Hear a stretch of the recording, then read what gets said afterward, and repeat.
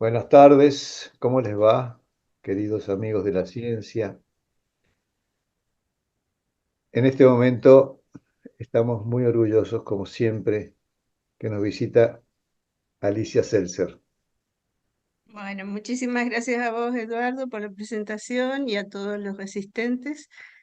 Bueno, el tema que hemos elegido para esta clase o charla, espero que sea amena, que los entretenga. Fíjense que las neuronas, ahí está el ojito que los está mirando, así que quien los vigila son ellas, no soy yo. Y el título es un poco evoca a esas frases clásicas bien épicas como la última frontera de las neurociencias, ¿no? ¿Dónde estamos y a dónde estamos llegando en el momento actual? La historia de las neuronas es muy larga. La- es increíble. Yo lo que traté de recopilar en estas cosas que les estoy presentando son aspectos poco conocidos o que no se conversa habitualmente de estos temas, porque así es más ameno. Em, las neuronas aparecieron en la explosión de la vida en el periodo precámbrico. O sea, ya esos seres que aparecieron en un periodo que duró entre 5.000 y 500 millones de años atrás, estos seres ya tenían neuronas, porque muchos de ellos todavía están presentes, como es el caso de de la hidra, ¿no? Que pertenece al grupo de los nidarios, ¿no? Si hay algún biólogo me puede corregir si no es correcto lo que digo, pero más o menos en un esquema de estos animales simples que ya existían, es un animalito que está fijado en la base y básicamente es un aparato digestivo, ¿no? Que tiene una boca, un aparato digestivo y unos tentáculos que facilitan la captura del nutriente, ¿no? En su pared, como se ve aquí en el rectangulito que está ampliado a la derecha, ya aparecen neuronas. ¿M? Y no solamente neuronas, digamos, elementales, primitivas o como sea, que se las puede clasificar a estas neuronas, ya están especializadas, o sea, tienen la capacidad de captar señales del ambiente, o sea, son neuronas sensitivas, y neuronas que ejecutan acciones como ser mover los tentáculos, ¿m? Para capturar su presa. Entonces, hay una larga historia, o sea, en este planeta de la presencia de estas células tan peculiares. En la historia del humano, lo que están viendo aquí, que parece algo extraño, es la cabecita de un feto humano de 8 semanas de gestación. Aunque parezca extraño, esta es la parte encefálica. Estos mm, globos, ¿no? son acumulaciones o cúmulos de células precursoras de las neuronas, que se llaman neuroblastos. Son células multipotenciales que cuando crecen, se pueden transformar en distintos tipos de neuronas. Pero ya están localizadas en regiones. Estos acrónimos que ven aquí son zonas. Estas quiere decir subaracnoidea, que sería una meninge, el hipotálamo, que es una región del encéfalo, el tálamo, que es otra región importante, los ganglios de la base, o sea que ya están los esbozos, estos se llaman eminencias, o esbozos embrionarios de lo que luego van a ser órganos que forman en conjunto. Todos estos órganos van a formar el futuro cerebro. Aquí, lo que ven aquí es como un borde que se llama zona marginal, que está poblado por estos neuroblastos, que no son otra cosa que células epiteliales. Lo mismo que, o sea, un derivado que en embriología se llama ectodermo, son células de tipo epitelial, que forman este neuroepitelio, que este que estoy señalando aquí sería el precursor de la corteza cerebral. Todo este espacio en blanco está lleno de líquido cefalorraquídeo, que producen estas células de los plexos coroideos que son como colgajos de tejido y células epiteliales que producen este líquido. Entonces, básicamente, el cráneo, el cerebro, futuro cerebro de un feto de apenas casi 2 meses de edad, es básicamente esta línea, la parte de la corteza, esta línea que luego va a proliferar, va a crecer y se va a ir formando a lo largo de la gestación.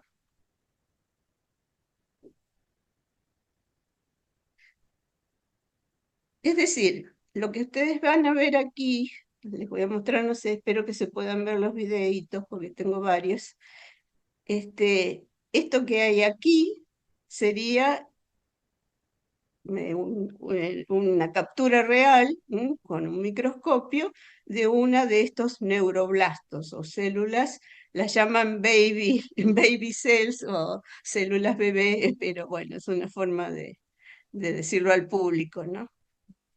Fíjense cómo estas células van migrando, van de hacia atrás, de la parte posterior del cerebro hacia la parte anterior. O sea, originalmente aparecen en el epitelio de las formaciones posteriores y van migrando o sea, se mueven.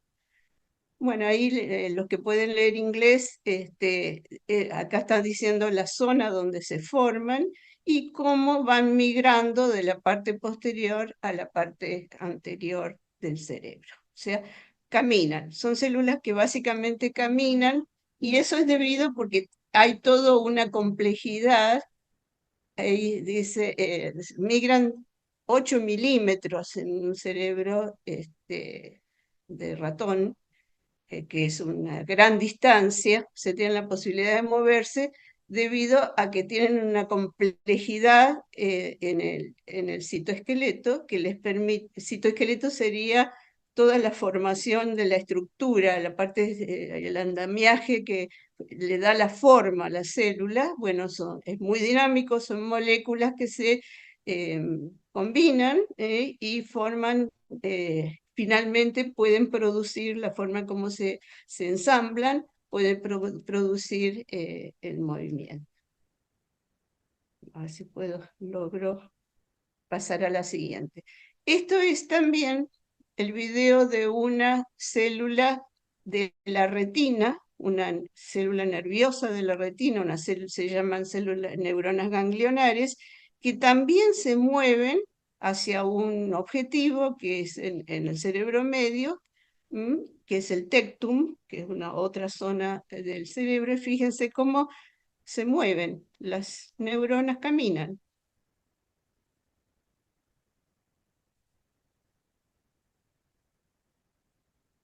Fíjense cómo van extendiendo esas especies de puntas, como pinchos, que se llaman filipodias, y como unas especies de telas que se llaman lamelipodias. Y así van avanzando en su trayectoria. Fíjense, volvemos a ver esas dos que están caminando, cómo se van entrelazando y van llegando hacia su objetivo. Se van ramificando a su vez sus extensiones, van haciendo lo que dice ahí, son dos ramitas, cómo se van ubicando en su destino final a partir de todo el trayecto de la vía óptica en la retina. Son neuronas. Bueno, entonces yo, la primera conclusión o el primer mensaje que les quiero transmitir es algo que es algo así como una frase célebre sacada de otra parte que figura en la Constitución de los Estados Unidos, que dice que todos los hombres son creados iguales, pero las neuronas no, según mi interpretación. Entonces, en los libros de histología, en los libros de la facultad, cuando estudiamos, o lo que yo le enseño a los estudiantes, es que hay muchas clases de neuronas. Tienen esto hablando morfológicamente y por supuesto que cumplen diferentes funciones. La más popular de todas, que todo el mundo conoce, es esta que tiene muchos penachitos, un cuerpo, un axón, como que está cubierto por la famosa vaina de Schwann o vaina de mielina, y un teledendrón, que es una ramificación, digamos que parece una raíz. Bueno, esta es la clásica, la neurona que está dibujada en todos los esquemas y cartoons. Pero en realidad las de la corteza, estas están principalmente localizadas en la médula espinal, no están, hay multipolares también, se llaman neuronas multipolares, estas que tienen muchas ramitas, pero en general las más destacadas de las neuronas motoras están en la médula espinal, no en el encéfalo. Hay una parte de la corteza motora, pero tiene este otro tipo de neuronas que son las que tienen forma de pirámide, piramidales, también con sus penachitos y su axón y su teledendrón. Hay unas que son muy elegantes, que se llaman neuronas de Purkinje, que están en el cerebelo, y tienen esta corona, este peinado, así como los peinetones de las damas antiguas, porque es plano, igual que los peinetones, y bueno, por supuesto tienen su cuerpo, son muy grandes, se ven al microscopio, realmente se ven muy grandes comparado con las otras células que hay en los alrededores, y cumplen funciones específicas. Estas están solamente en el cerebelo. Después tenemos las neuronas bipolares, que tienen un penacho, un soma y un axón con su teledendrón, o parte de la cabellera, ¿no? De esta parte superior puede estar especializada con filamentos, diversos tipos. Estas predominan en el sistema sensorial, en las papilas gustativas, generalmente son neuronas olfatorias, o también hay de estas en el sistema visual. Después tenemos estas muy simpáticas que tienen dos bracitos. Estas se llaman unipolares o pseudo unipolares, porque tienen como un bracito de entrada y un bracito de salida. Estas son las típicas neuronas de los ganglios nerviosos que hay en la periferia, que están cercanos a la médula espinal, y son los que captan las sensaciones táctiles, las del tacto, y las sensaciones dolorosas. Esas son muy especializadas también. Y tenemos una serie de otras formas, como estas anaxónicas que no tienen axón. Bueno, hay muchísimas más, pero estas son las principales. Y hay muchas clasificaciones también de acuerdo a la morfología, y a lo largo del tiempo y cuando la tecnología tenía sus límites, más que ver las distintas formas de neuronas, y les habían dado nombres raros como isodendríticos, idiodendríticos. Entonces ya son clasificaciones morfológicas antiguas, que las Golgi 1, las Golgi 2, bueno, todo eso figura todavía en los libros, pero en realidad ahora se clasifican de otra forma más específica de acuerdo a su contenido molecular, que eso es más importante o es muy, muy importante ahora para los estudios de neurofisiología. Lo importante de este tipo de de ver cómo están dispuestas o cómo se colocan o cómo aparecen en las distintas áreas del cerebro y del sistema nervioso, esto está adquiriendo muchísima importancia, porque no es al azar dónde está colocada cada neurona, tiene su importancia. Esto es un corte de un esquema de una corteza cerebral. Y fíjense que la corteza cerebral está dividida en capas o áreas, la zona 1, la 2, 3, 4, 5 y 6. Es decir, que hay como 6 capas o layers, que se llaman en inglés, perfectamente que se distinguen, que se pueden diferenciar, y por supuesto que esta disposición es muy importante para la función de la corteza y cada vez se le está adquiriendo mayor importancia esta disposición. Hay zonas donde predominan las terminaciones dendríticas, hay zonas donde predominan los cuerpos de las neuronas y donde aparecen otros tipos de neuronas que acompañan a las principales. Entonces, recuerden este tema de la formación en capas, porque lo vamos a volver a mencionar más adelante. Y fíjense, aquí hay un esquema de una columna cerebral. O sea, acá se repiten las zonas 1, 2, 3, 4, 5 y 6, que son las 6 capas de las cortezas cerebrales. Ahí está el tamaño, la altura, el ancho, y acá se cuentan aproximadamente 142 células en una columna. Eso se ve claramente al microscopio, esta disposición en la corteza cerebral específicamente se ve muy clara esta disposición en columnas. Y fíjense que las neuronas que forman estas columnas, las principales, eh, volviendo aludiendo al sistema, a la alusión al fútbol que hizo Eduardo hace un rato, acá yo también lo voy a usar, estas neuronas piramidales serían los jugadores en la cancha, los jugadores del partido. Y fíjense que aquí hay otra serie de neuronas que acompañan, que tienen unos nombres muy elegantes, como células en candelabro, las células de doble bouquet, las células en cesta, las de Martinotti. Hay un montón de eh, eh, células, neuronas que acompañan, que estos serían como los jueces de línea y los referees. ¿Por qué? Porque lo que están haciendo estas neuronas que acompañan a una neurona jugadora, que sería la piramidal, es marcar las reglas. Le marcan la cancha. Y le dicen lo que tienen que hacer, lo que no tienen que hacer los jugadores, lo que les está permitido hacer y lo que no está permitido hacer. Entonces estas son neuronas excitatorias e inhibitorias que se llaman interneuronas. ¿Mm? Las principales y las interneuronas, que hay cientos y cientos de clases de esto, están apareciendo, cada vez se descubren más.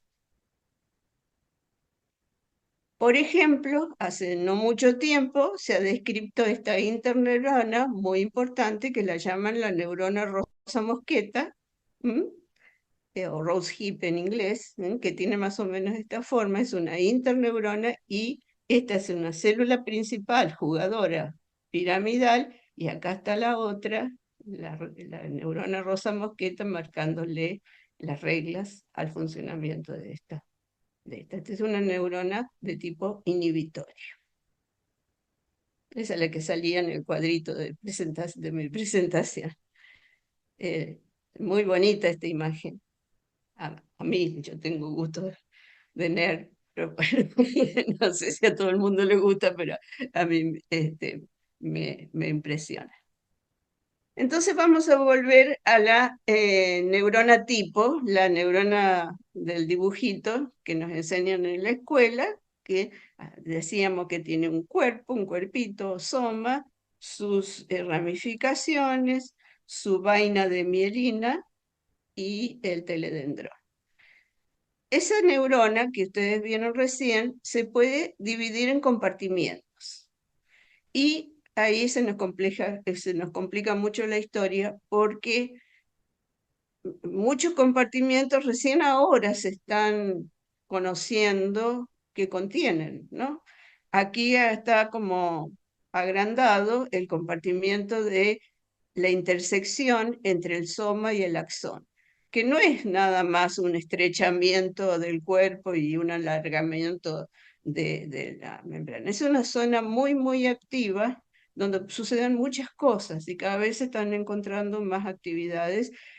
Fíjense que esta es la zona donde se resume y se organiza todas las señales que le han llegado al cuerpo neuronal a partir de las dendritas. Entonces, es una zona de un intenso tráfico, ¿no? Es un nudo vial.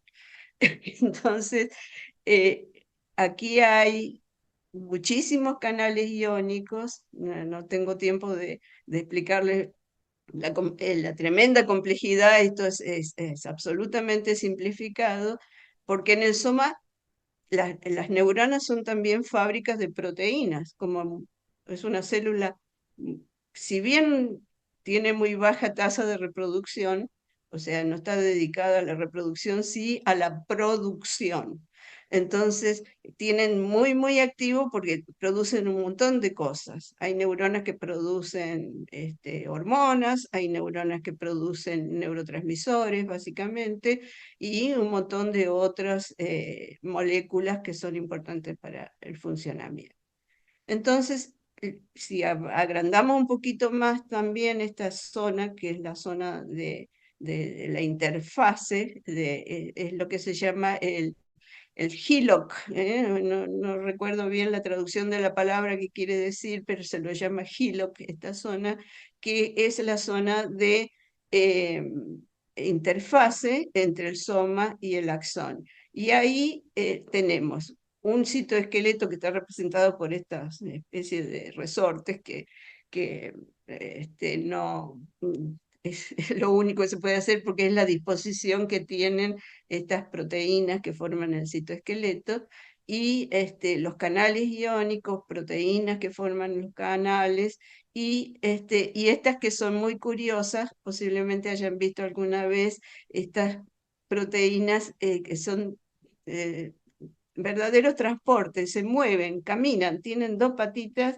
y van caminando. Esto es una representación de un microtúbulo y estas se llaman kinesinas y dineínas, son dos tipos de proteínas que llevan y traen, llevan y traen cosas, sobre todo moléculas, de acá, del soma, hacia el extremo final del axón, y entonces hay un transporte muy, muy activo, pero literalmente caminan, se llaman moléculas cargo, son como camioncitos que van y vienen en el interior del axón.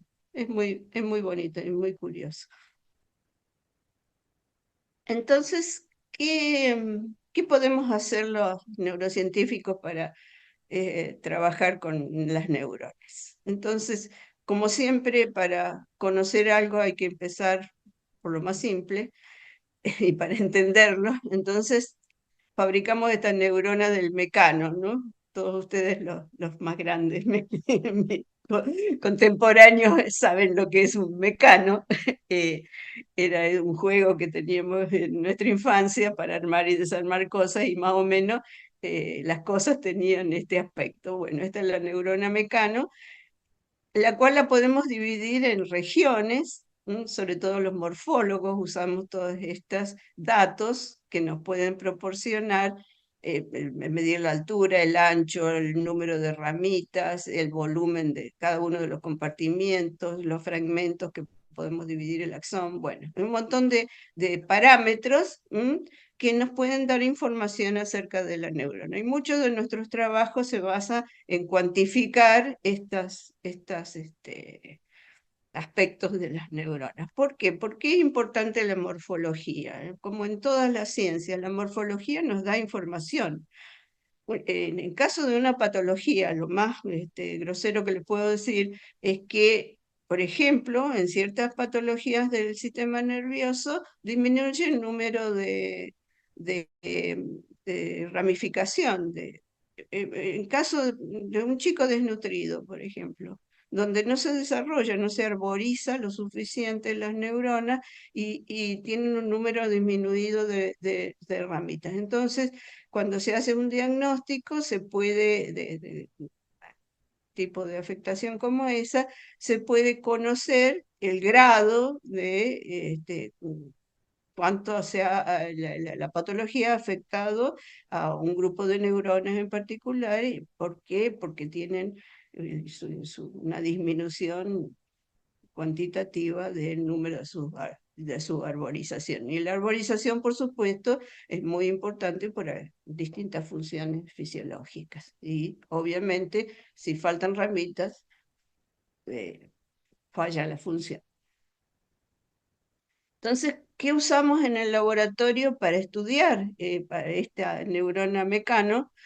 Eh, Tenemos a disposición este grupo de programas informáticos, ¿no? Que muchos de ellos son de open source, o sea, son de uso libre, algunos hay que comprarlos, y, por ejemplo, los que usamos nosotros en el laboratorio muy frecuentemente es NeuronJ o un plugin de ese programa que se llama ImageJ y el Imaris, ese los tenemos a mano, los programas que nos permiten el análisis de Scholl, que son los que con los que podemos ver el crecimiento de las ramitas de las neuronas. Bueno, si a alguien le interesa, podemos expandirnos un poquito más en esto. Volviendo a este esquema simplificado, vamos a saltar directamente a la idea de que, o más o menos el principio, de que el input o el ingreso de las señales entra por las dendritas, se procesa en el cuerpo, se transmite hacia el axón y la neurona genera una respuesta. Esto es el concepto más simple de cómo funciona una neurona. Ustedes saben que las señales se transmiten básicamente a través de la circulación o la generación de una corriente eléctrica producida por la presencia de canales iónicos que hacen intercambio sodio-potasio, y bueno, hay una especie de despolarización de la membrana y se transmite esta información a través de una especie de señal eléctrica que se genera en esas membranas.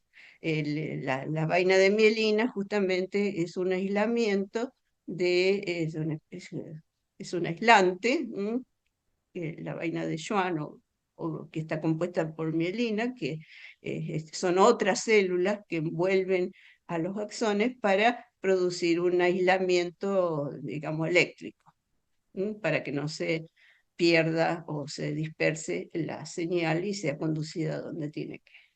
Entonces es un pensamiento bastante sencillo, que la información se transmite variando la tasa y la frecuencia de estas espigas generadas por los potenciales de acción. Y en este principio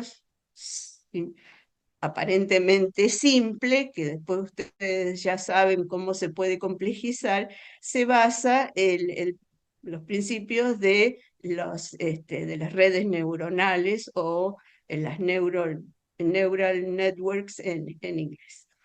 De eso ya hemos tenido una charla anteriormente al respecto a este tema. Entonces aquí tengo una ilustración de lo que son estas espigas o spikes, o saltos de potencial cuando se grafican en el eje cartesiano, donde en el eje de las Y tenemos los voltajes, la variación de los voltajes, y en el eje de las X el tiempo.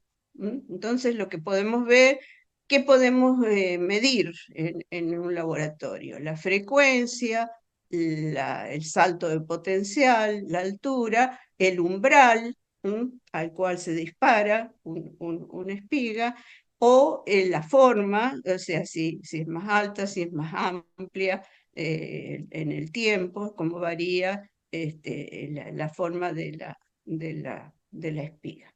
Por supuesto, dependiendo siempre de los potenciales de la membrana, dependen del flujo de los iones por los canales. Los canales se abren, se cierran, eh, hay un periodo refractario. Bueno, todo eso lo vimos un poquito en algunos de los temas anteriores cuando hemos hablado de la parte eléctrica de las neuronas. Muy bien, pero la historia no es tan simple. Lamentablemente, nada es simple en la vida y se nos complica cuando nos damos cuenta si amplificamos una dendrita, esto sería una especie de foto de una dendrita más con mayor resolución. Nosotros en los dibujitos y esquemas anteriores hemos visto que eran como medio peludas las neuronas, ¿no? Como que tenían pelitos. Si enfocamos y agrandamos y la potencia del microscopio, vamos a ver que las neuronas están pobladas por estos que se llaman espinas dendríticas. Dos imágenes con distintos microscopios, pero me están mostrando lo mismo. Entonces, esa información no es que llega una flecha o 5 flechas y sale una flecha más gorda como veníamos dibujando en el esquema. Entran cientos de miles de flechas, cada una de estas espinas dendríticas representa una o más, pueden haber 2, 3 sinapsis en una sola espina dendrítica. O sea que ahí está, cada una de estas pelotitas me está llegando cientos de miles de, o sea, de señales, y se están formando y armando y desarmando, porque las sinapsis son transitorias, pueden reforzarse o pueden disolverse. Estas mismas espinas también aparecen y desaparecen. O sea que la estructura es muy dinámica, entonces el estado de una neurona varía de momento a momento. No es lo mismo en cada momento la situación de una neurona, no son fijas. Ese es el concepto que quiero transmitir.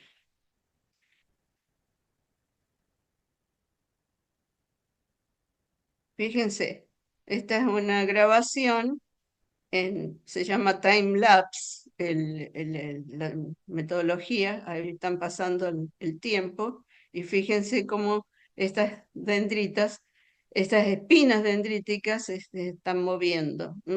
Hay una dinámica en cada momento. Y acá vamos a ver la sumatoria de lo que está pasando con las neuronas todo el tiempo.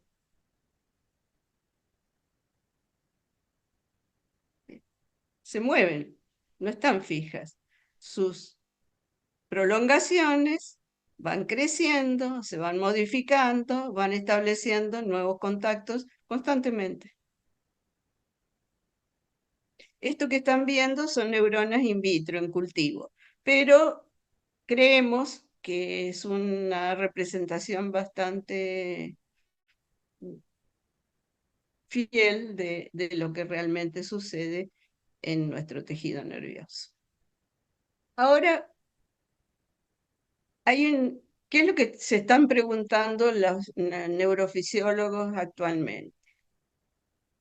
Porque ahora siempre se pensaba que las neuronas actuaban en grupos, armaban estas vías neuronales y estos caminos, esas redes internas de que vinculaban un área del cerebro con otra y que actuaban en conjunto.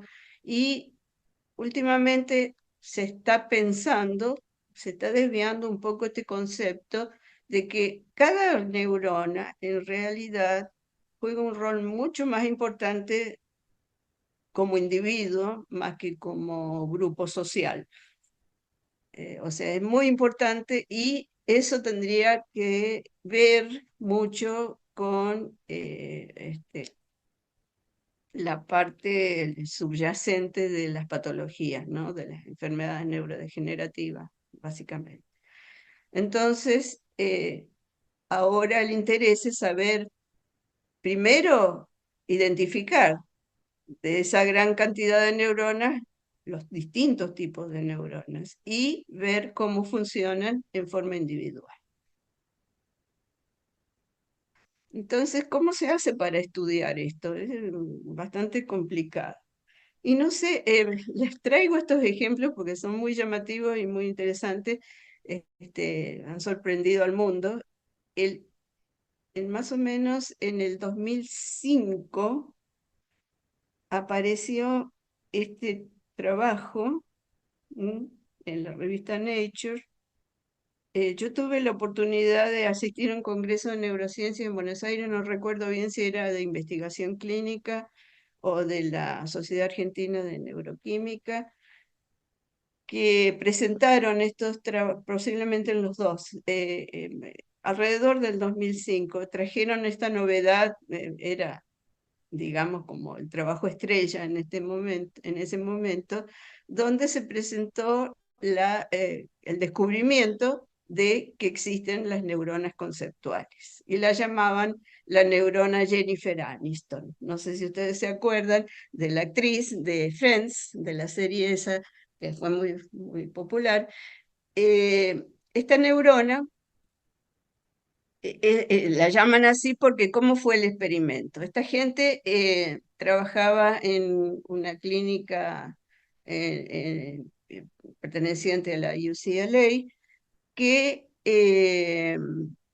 básicamente eran pacientes con epilepsia que iban a ser sometidos a cirugía, ¿no? Para extraer el foco eh, dañado para poder atenuar, mitigar los ataques epilépticos. Eso es una práctica clínica usual. Entonces, aprovechando que contaban con un equipo muy sofisticado para poder hacer los registros de cuáles eran, para poder precisar dónde se encontraba en cada paciente su área afectada.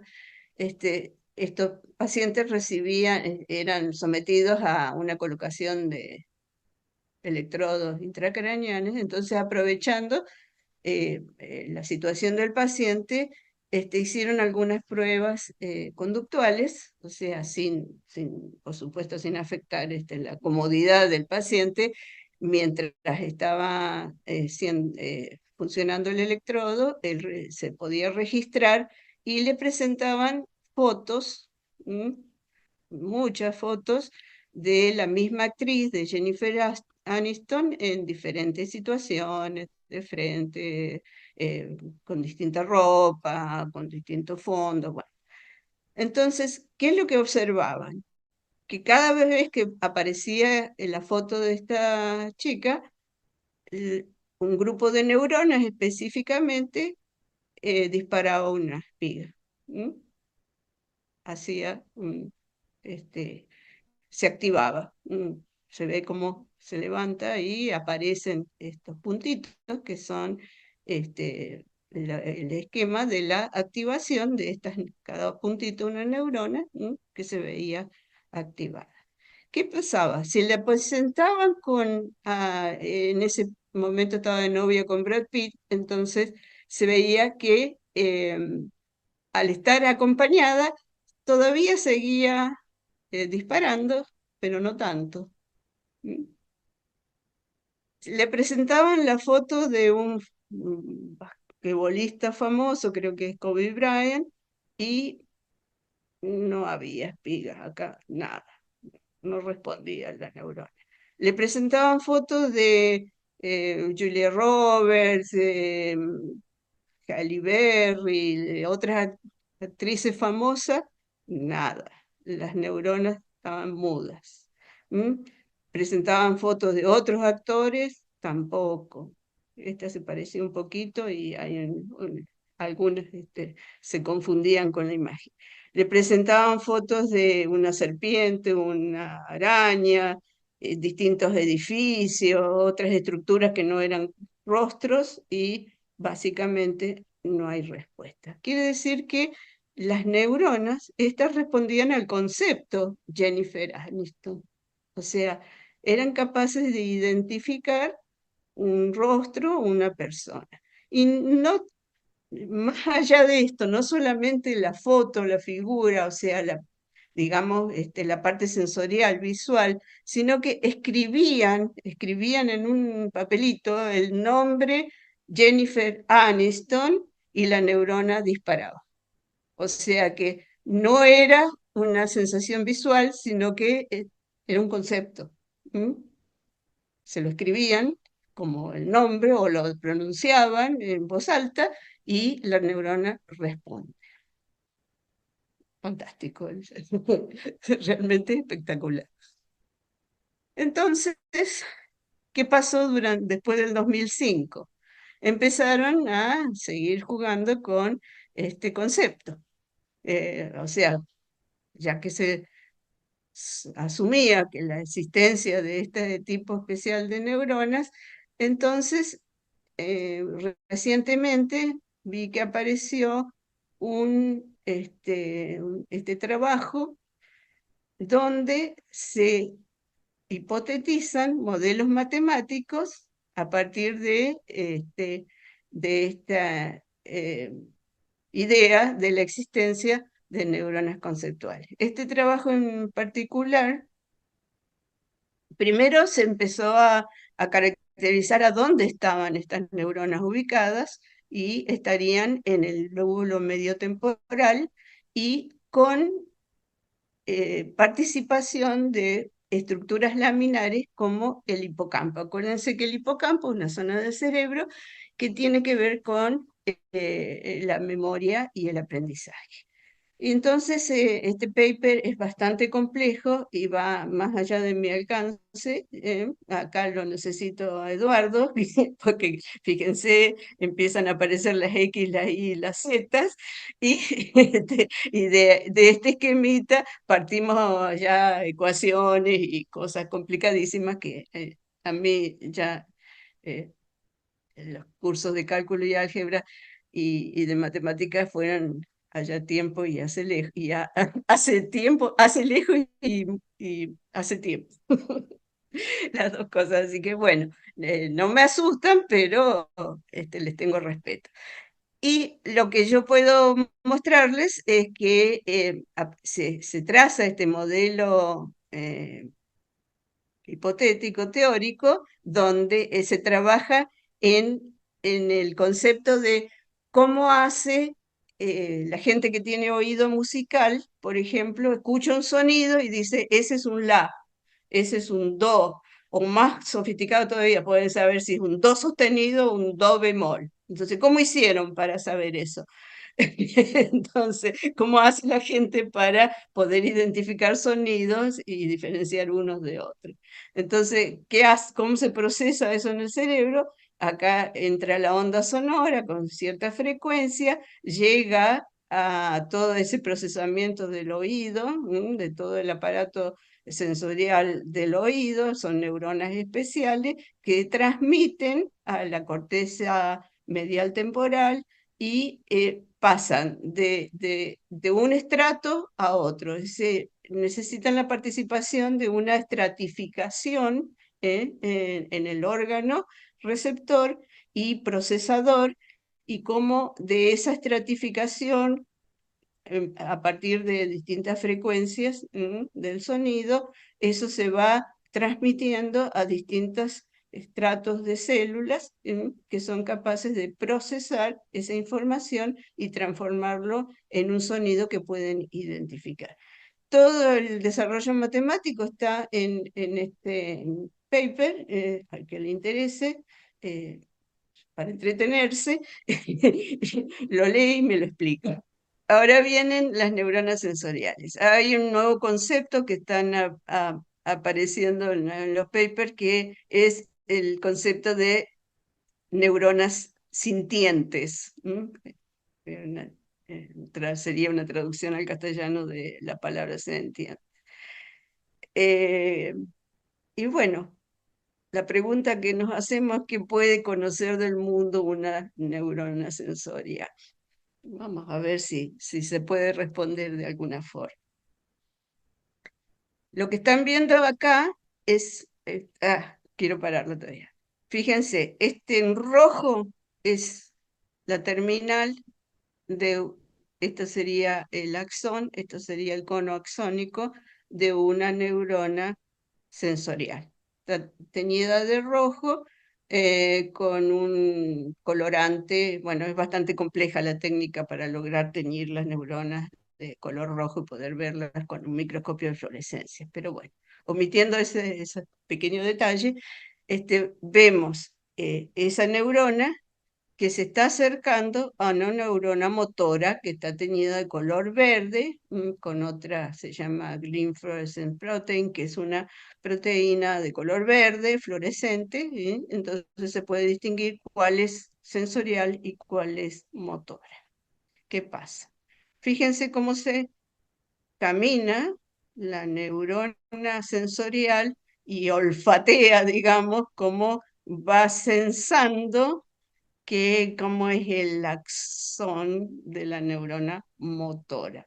Al explorar, estos autores dicen que van cambiando, modificando la trayectoria del axón. Al explorarla de esta forma, van cambiando la trayectoria del axón motor. ¿Mm? Eso está pasando todo el tiempo.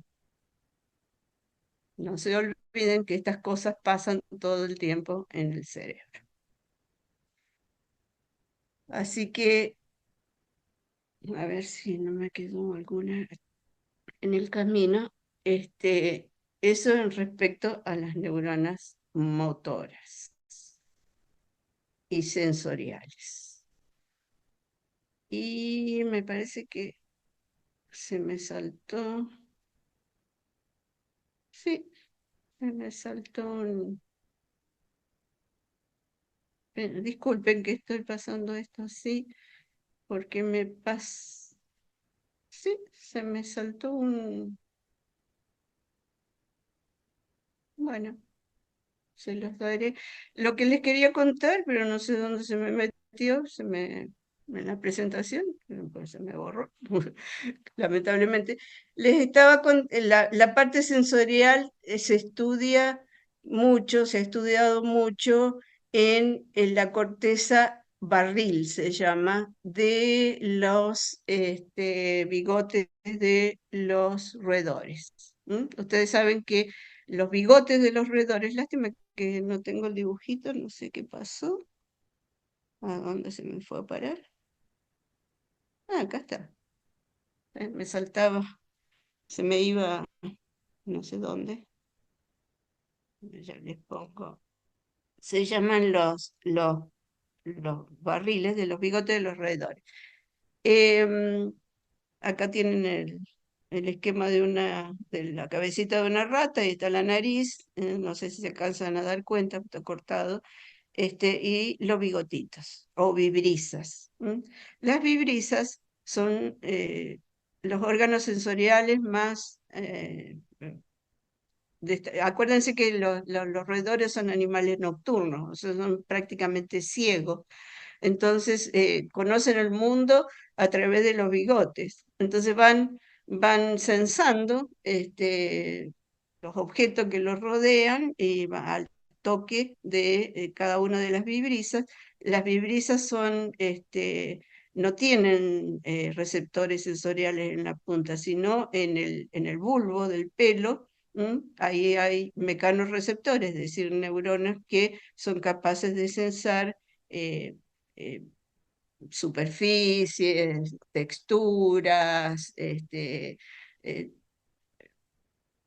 dureza, todas esas cosas, entonces así van conociendo por dónde van caminando, por dónde se van desplazando. Y toda la información que colectan las vibrisas se procesan en una zona de la corteza que se llama la corteza de los barriles, que son neuronas que están ubicadas como en especie de cilindro, estructuras en forma de barril. Entonces, de esa forma, se puede ver cómo esa estructura de cada pelo, acá dice, cada pelo corresponde a un sector de la corteza, un barrilito, y están en la corteza sensorial, que es esta área que está teñida de celeste, coloreada de celeste, es bilateral de los dos hemisferios, ¿m? Y de ahí se integra en toda esa información que le llega captada por el pelo, se integra en una zona del tálamo, que proyecta hacia la corteza, o sea, de la corteza sensorial se proyecta hacia el tálamo y de ahí se procesa la información. Fíjense en la corteza con sus distintas capitas y las áreas del tálamo que procesan distintos tipos de señal. Todo esto es un modelo experimental fantástico para poder conocer, saber o aprender qué es lo que sabe cada neurona sensorial, qué es lo que capta del ambiente.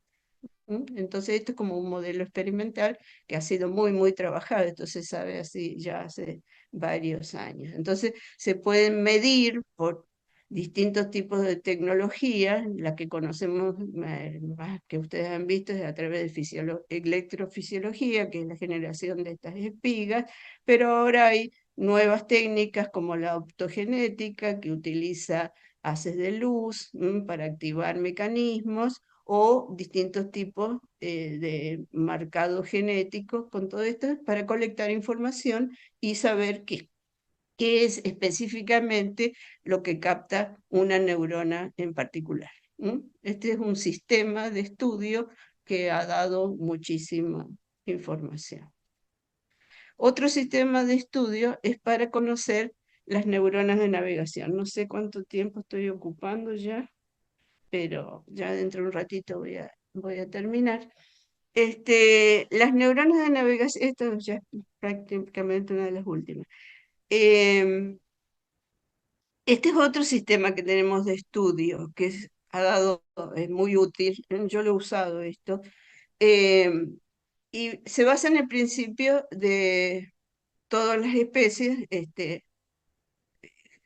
tienen un sentido de supervivencia y tienen que diferenciar a los nutrientes de los predadores. O sea, nosotros todos sabemos dónde queda el supermercado, sabemos dónde están los nutrientes y sabemos orientarnos cuál es el camino para ir al súper.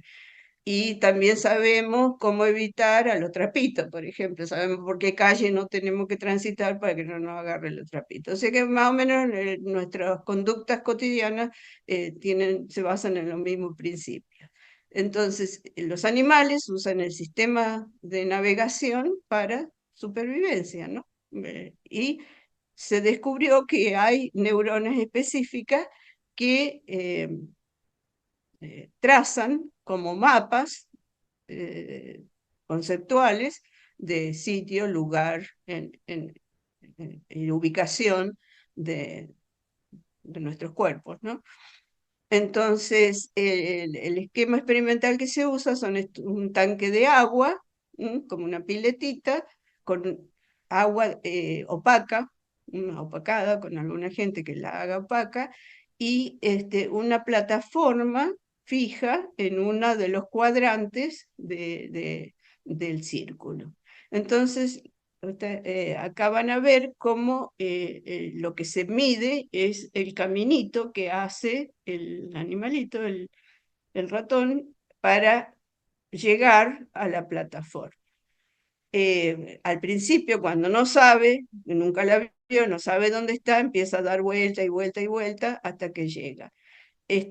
Se hace un entrenamiento, se le explica, también el tanque tiene como claves visuales que el animalito se acostumbra, porque se lo coloca siempre a partir de un mismo punto, y el animalito aprende a encontrar la plataforma, cada vez tarda menos tiempo en llegar. Más o menos el experimento es así, se los muestro aquí, no hace falta que se los amplíe, no sé si lo ven este, al videíto.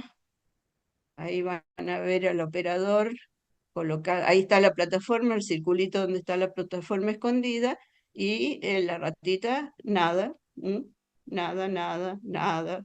Este es un animalito que nunca ha sido entrenado, primera vez, y busca y da vuelta y da vuelta y no se da cuenta que existe la plataforma. ¿Mm? Ahí lo aceleraron para mostrar todo lo que hace el bicho enseguida. Se le va a terminar el tiempo de test y va a seguir dando vueltas. Es un poquito largo este pedacito, pero ya viene. Y ahí el entrenador le va enseñando dónde está, lo está entrenando, le va enseñando dónde está la plataforma, que tiene que ir y pararse ahí, y se escapa, pero con el tiempo no son muy vivos estos bichitos, tienen sus limitaciones, pero tarde o temprano aprenden. El que tiene que tener paciencia es el operador. Y ahí dice la latencia, tardó 2 minutos para aprender. Ahora, 5 días después, 10 pruebas después, fíjense qué pasa con el animalito.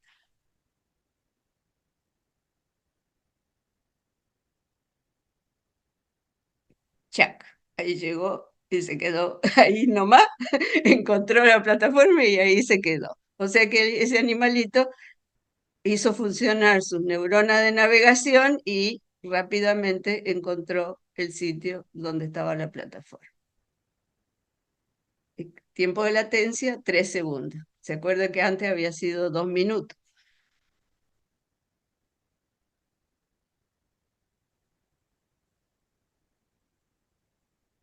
Bueno, la que es lenta en mi máquina.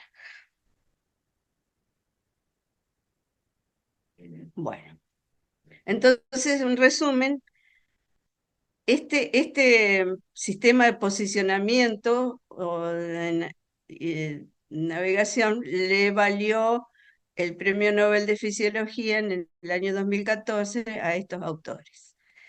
Em, Fíjense que ellos lograron distinguir neuronas de localización, neuronas límite o de border cells o de frontera, o sea que las neuronas que captan los límites de una región, las neuronas grilla, de posicionamiento, las neuronas direccionales, que son las que dirigen la posición de la cabeza, las que captan las claves ambientales, inclusive las neuronas calculadoras de velocidad. ¿Ustedes se han preguntado alguna vez cómo hacemos para calcular cuando vamos a cruzar la calle la distancia y el tiempo, si podemos, del auto que viene por la calle y nos deja y nos dice, ¿pasamos o no pasamos? Acá están, gracias a esas neuronas no nos atropellan todos los días cuando cruzamos las calles.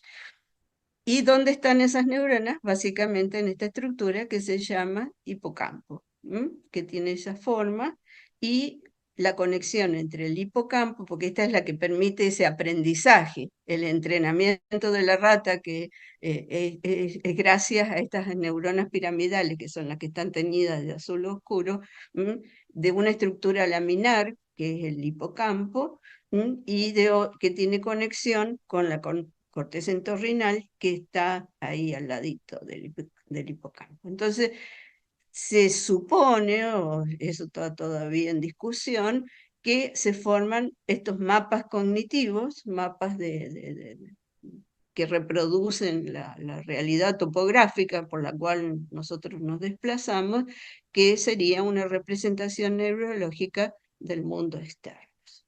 Y se sabe que estos sistemas de codificación espacial se observan en muchas especies de animales, inclusive están preservados en los seres humanos. ¿Mm? Bueno, esto daría para un montón de conceptos más, pero bueno, les estoy presentando lo más básico de lo básico. Y por último voy a hablar de estas que se llaman las neuronas espejo, que son también muy interesantes. Las neuronas espejo se describieron en un experimento en el año 1992, cuando yo estaba haciendo mi primer año de posgrado. Esta gente ya estaba trabajando en eso, yo estaba con los neurotransmisores todavía, un poco antiguo, pero bueno. Em, y fíjense que el experimento fue así. Dos monos, los dos monos tienen un sistema de registro de electrodos colocados sobre el cerebro. Entonces, a uno de los monos se le entrega un maní, una banana, algo para comer, algo que el mono le gusta.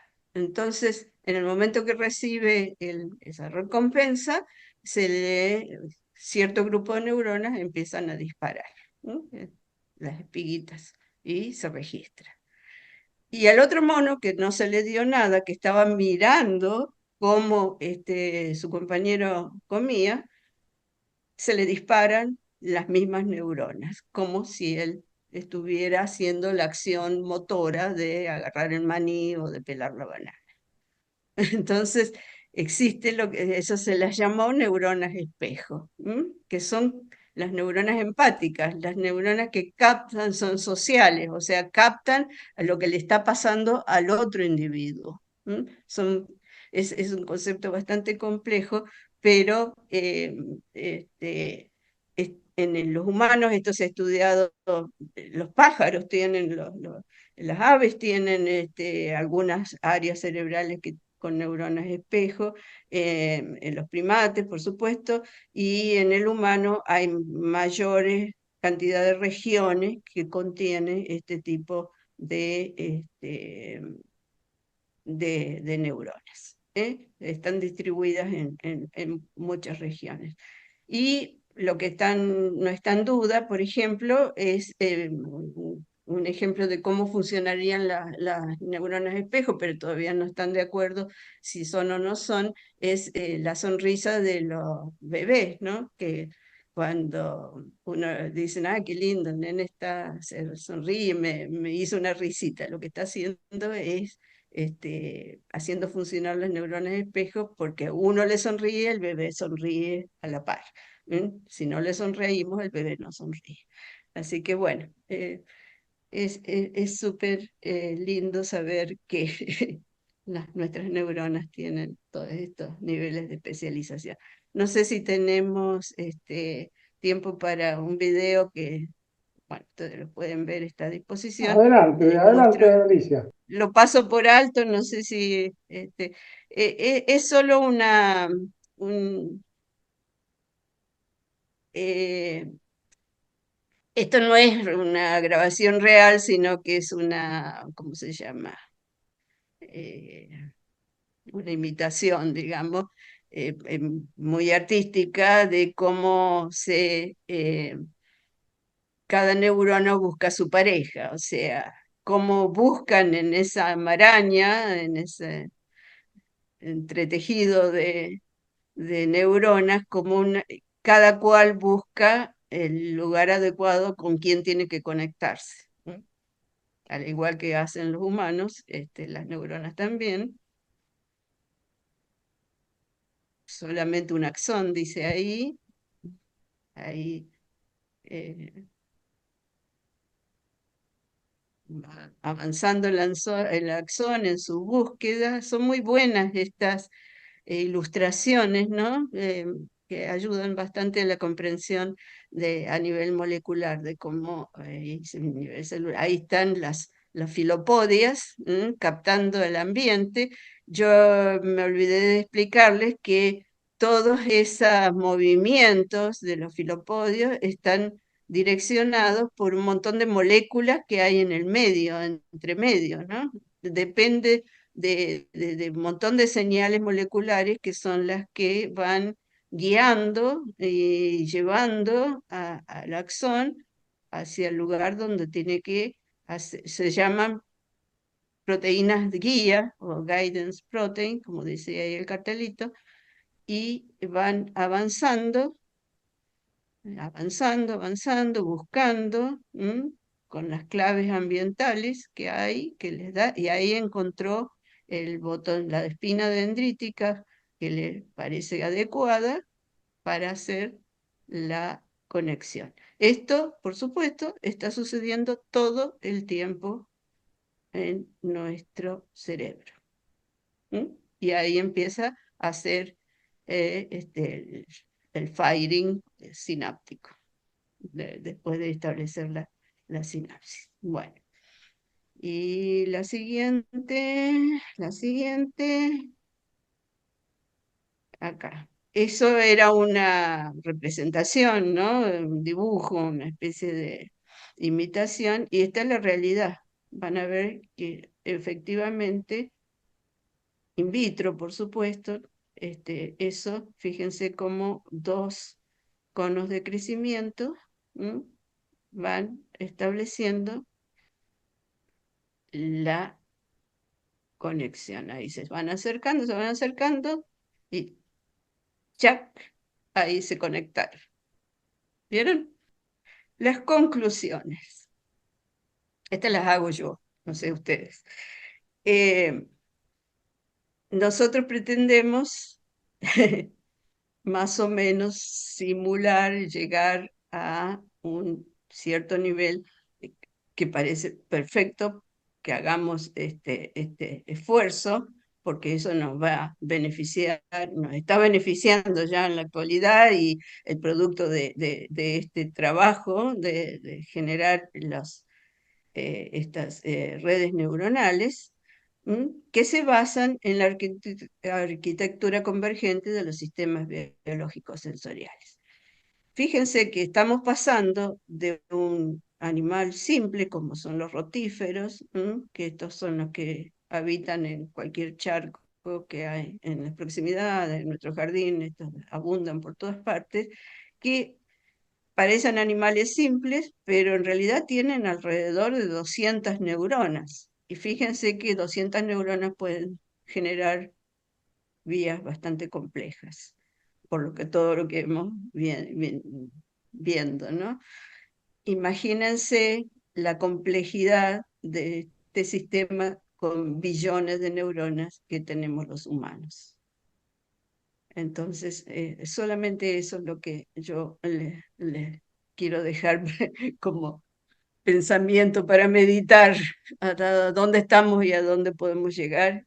Yo, por mi parte, pienso que se va a extinguir la vida en el planeta y todavía creo que no vamos a solucionar, distinguir qué es lo que hace cada una de estos billones de neuronas con sus cientos de billones de conexiones que hay en nuestro cerebro. Pero bueno, fíjense, y cada uno de estos somos individuos. Si bien hemos sido creados iguales, no somos iguales y cada uno tenemos un sistema de funcionamiento particular, individual y que va modificándose a lo largo de la vida y de momento a momento durante nuestras vidas. Así que cuando logremos descifrar este rompecabezas, bueno, yo creo que el planeta ya va a estar extinguido. No sé, en mi, en mi predicción, no sé qué piensan ustedes. Bueno, y la última frase, es que en el ámbito clínico actualmente surge el concepto de neurona única, ¿m? Así como actualmente se está trabajando en la atención individual del paciente, en que las enfermedades no pueden ser tratadas con el mismo esquema para todo el mundo. y que cada vez las terapias tienen que ser adaptadas a los individuos y lo mismo las terapias en el campo clínico necesitan cada vez más de descifrar cuáles son específicamente las neuronas que están dañadas y cómo hacerlas funcionar bien de nuevo. Me olvidaba de las neuronas antropomórficas. Esta es la última. Eh, Creo que estas esta neurona recibe un mensaje de esta otra, esa les está anunciando que, bueno, usted lo lee. Bueno, chicos, esto es todo por hoy. Están muy bonitas porque están coloreadas con una técnica que distingue una molécula, una molécula en rojo, una molécula en verde, y estas parten la zona en amarillo donde se superponen los dos tipos de moléculas. Es lo que hace la microscopía confocal. Espectacular, Eso Alicia, era. muchísimas gracias. La verdad que muy interesante, muy ameno. Justamente vos lo dijiste de antemano y salió muy claro, muy ameno. Y la pregunta del millón es cuándo iremos a poder descubrir el alcance, no digo total, pero en gran parte el gran alcance del cerebro. En este momento a mí me ataca una duda, ¿cuál será mi tiempo de latencia para ubicar a Jennifer Allison? Este, ese sería uno de los principales interrogantes, pero no me voy a poner a medirlo porque quiero vivir feliz así como estoy. Alicia, muchísimas gracias. Muchísimas gracias. Ya veo que hay manos levantadas, así que no voy a ponerme en extenso para nada, porque es mi costumbre por ahí hacer la verborragia. Una vez más, un agradecimiento y una felicitación.